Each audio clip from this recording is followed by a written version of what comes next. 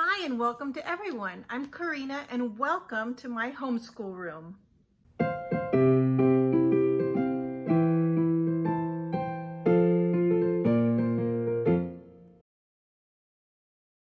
Today we're going to be preparing my homeschool room to get ready for the new school year. I haven't done hardly anything to it since the end of the last school year. By the time the school year was over, I was just done and I didn't want to do anything to my homeschool room. So I am going to be taking out old books, taking out old worksheets and all the work that my kids have done from last year, putting them away, cleaning out their cubbies and getting everything ready so that I can put in the new material. So join me as we get started in getting ready for the 2021 and 2022 school year. So here's just a quick overview of what the homeschool room looks like right now.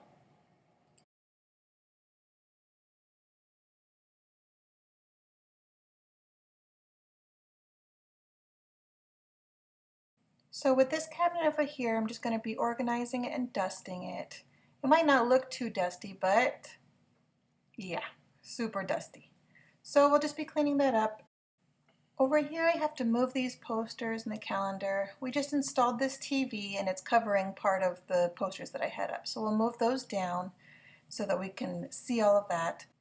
Over here I have a few more pictures that need to be taken down and all their sticky tack removed. On the other side I also have more artwork that needs to be taken down and all that sticky tack also removed. This bookshelf here holds all of our school books and worksheets, binders, planners, things like that. I need to take those out to get rid of the old material and put in the new material.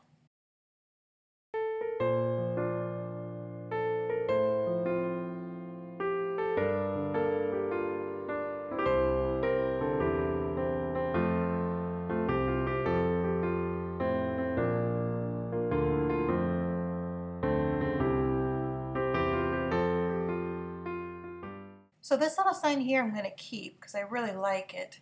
It's in Spanish, but it says, "A bad attitude is like a flat tire. You won't get very far unless you change it." Great advice. Now comes the unpleasant task of removing all the sticky tack from the wall. Sometimes it comes off easily and sometimes it doesn't.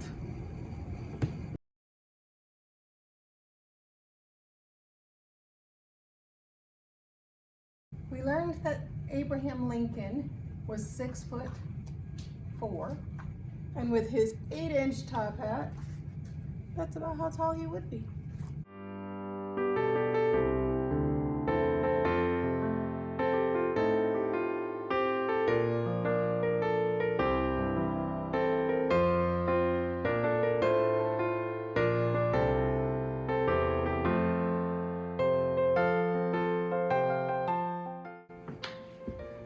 And now more sticky tack removal.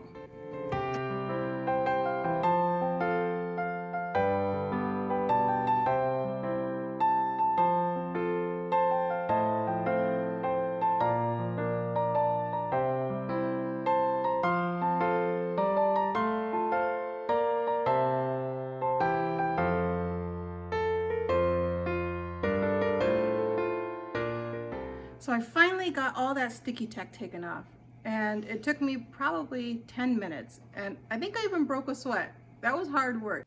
And when I zoom in close, you can see that there's still residue left over from the sticky tack. It didn't happen this way on the other wall because the other wall has some sheen to it, but this is flat base paint, and so it left all these little dots on it. Just be forewarned, if you have flat base paint, the sticky tack might not be the best option for you.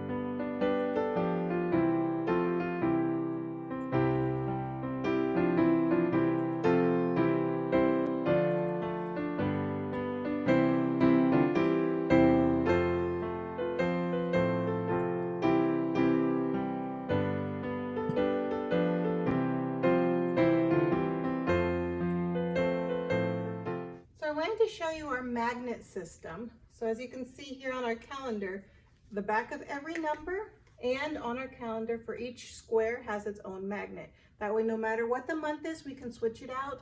We can shuffle the dates as needed each month, that we can update that. We have the same system for the days of the week. So each day we can change that. And we also have it here for the seasons, to change out the seasons as the year progresses, change out the weather, and so forth. And that way also it's easier than sticky tack. It doesn't leave any of the residue behind. It doesn't mess up our posters.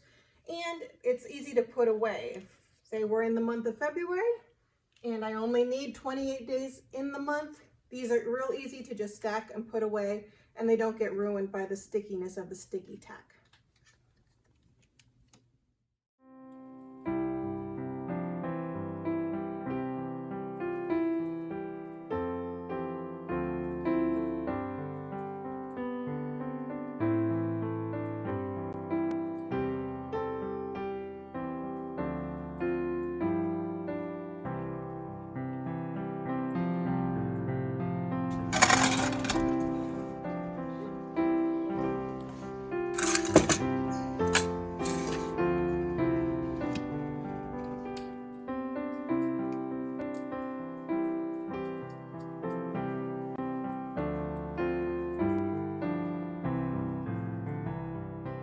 So now I'm going to move on to the big bookshelf. This is where we keep all of our books, all of the curriculum, all the worksheets, anything that is personalized to each of the kids' grades.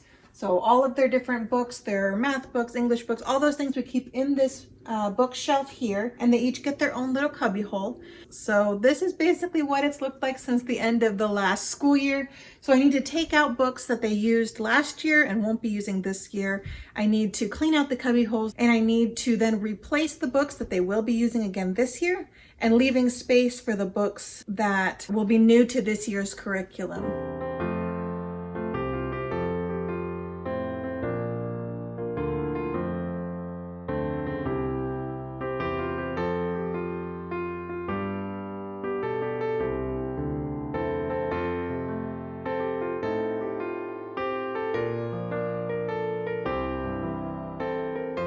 So really quickly, I'm going to show you how I store their school. A lot of you might have already done this back at the end of school, back in May or June, whenever you finished.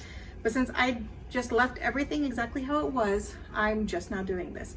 So I'm going to be storing their schoolwork from the last year. This is the system that I use in order to know who did what and what grade they did it. So basically, each of my kids has a box that is labeled with their name and with the years that they are going to be using this box. So I started this box. You can see it already has stuff in it. I started this box in 2019 for her. That was when she was in 6th grade. And I'm just going to continue to put the same things back into this box, but obviously according to their new grade level. And once the box is filled, I will write the year in which the box got filled and their grade level on the right side, and I will begin a new box.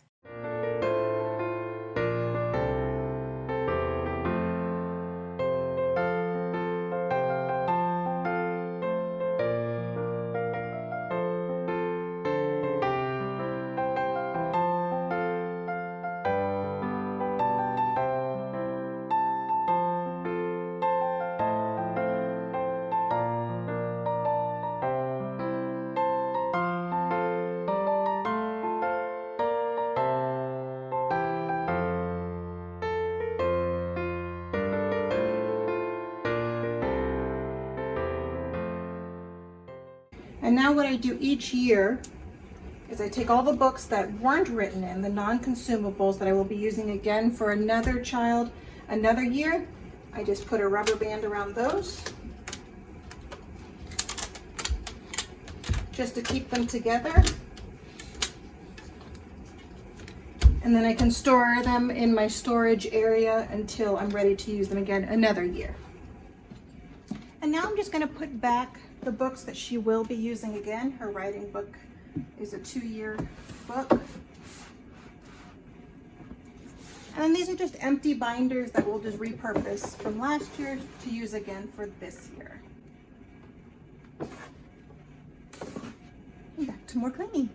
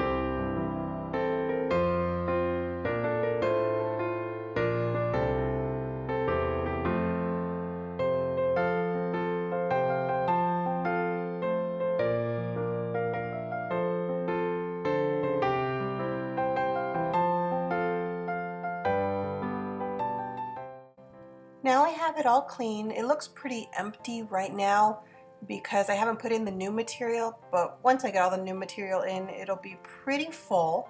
But that's done, and now we can take a look at the final product.